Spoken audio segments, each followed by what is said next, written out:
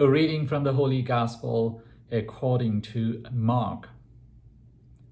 James and John, the sons of Zebedee, came to Jesus and said to him, "Teacher, we want you to do for us whatever we ask of you." Jesus replied, "What do you wish me to do for you?" They answered him, "Grant that in your glory we may sit one at your right hand and the other at your left." Jesus said to them, "You do not know what you are asking. Can you drink the cup that I drink, or be baptized with the baptism with which I am baptized?" They said to him, "We can." Jesus said to them, "The cup that I drink, you will drink, and with the baptism with which I am baptized, you will be baptized. But to sit at my right or at my left is not mine to give, but is for those for whom it has been prepared." When the 10 heard this, they became indignant at James and John. Jesus summoned the 12 and said to them, "You know that those who are recognized as rulers over the Gentiles lord it over them, and their great ones make their authority over them felt. But it shall not be so among you. Rather, whoever wishes to be great among you will be your servant. Whoever wishes to be first among you will be the slave of all. For the Son of Man did not come to be served, but to serve, and to give his life as a ransom for many." The Gospel of the Lord. Praise to you, O Lord Jesus Christ. My dear friends, I'm sure when we were young, perhaps we told our parents or friends what we wanted to be when we grew up. Perhaps a well-known writer, a musician, perhaps an astronaut, a scientist, or an athlete, or an actor, a teacher, perhaps even a politician, and a whole lot more. We all dream of being popular and famous and be recognized.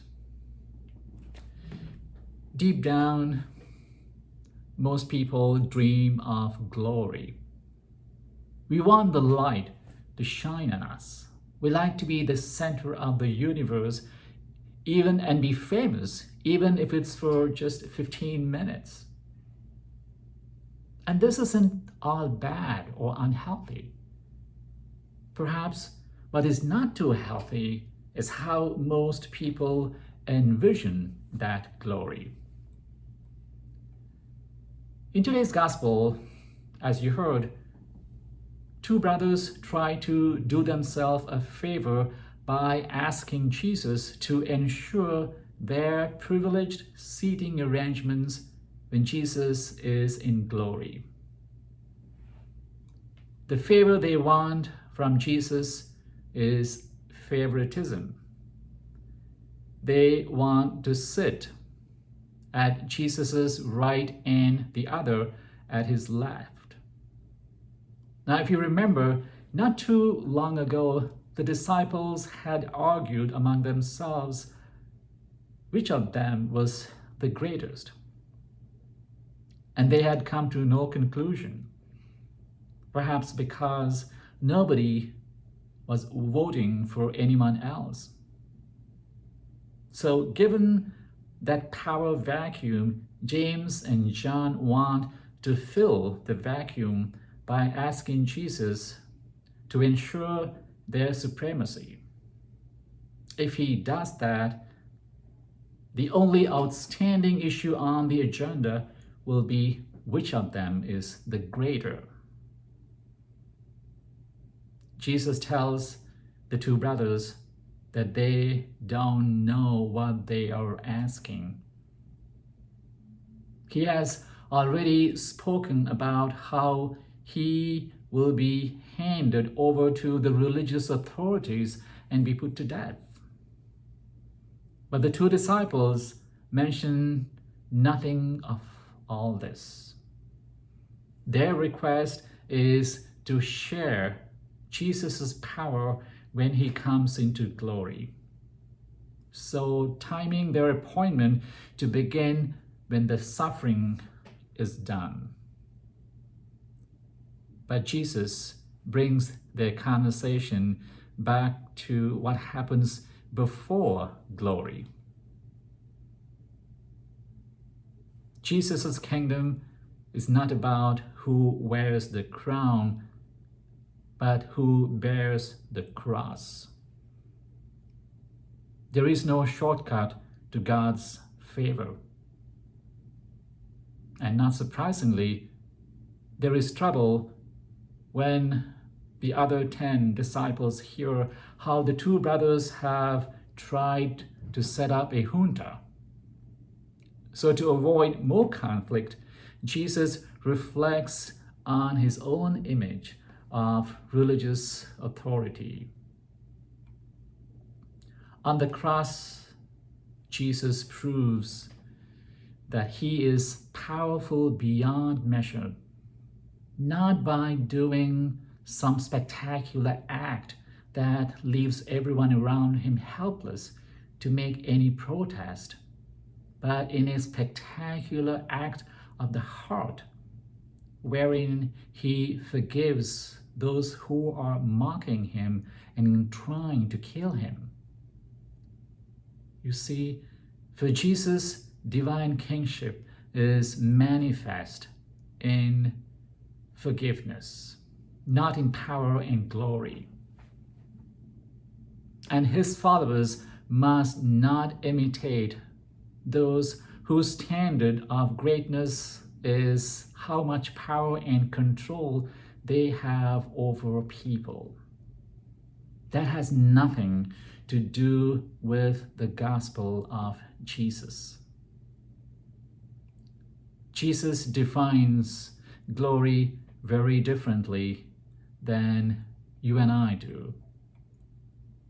Real glory for Jesus is not the glory of winning a gold medal, of being a champion, of winning an Oscar, or being an object of envy because of our achievements. Jesus' image of authority is the one who is servant of all. If there is primacy in his community, it is the primacy of service. Jesus' image of greatness is service, is not some, advertising gimmick, more ingenious than accurate. It addresses real problems.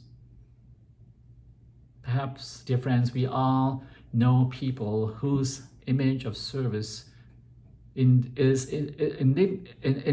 indistinguishable from fascism, whose insecurity makes them lord it over others to make sure that their authority is keenly felt.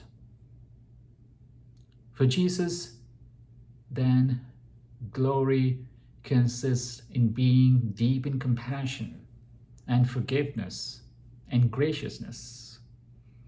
And these are not often spawned by worldly success, by being better looking or brighter or richer.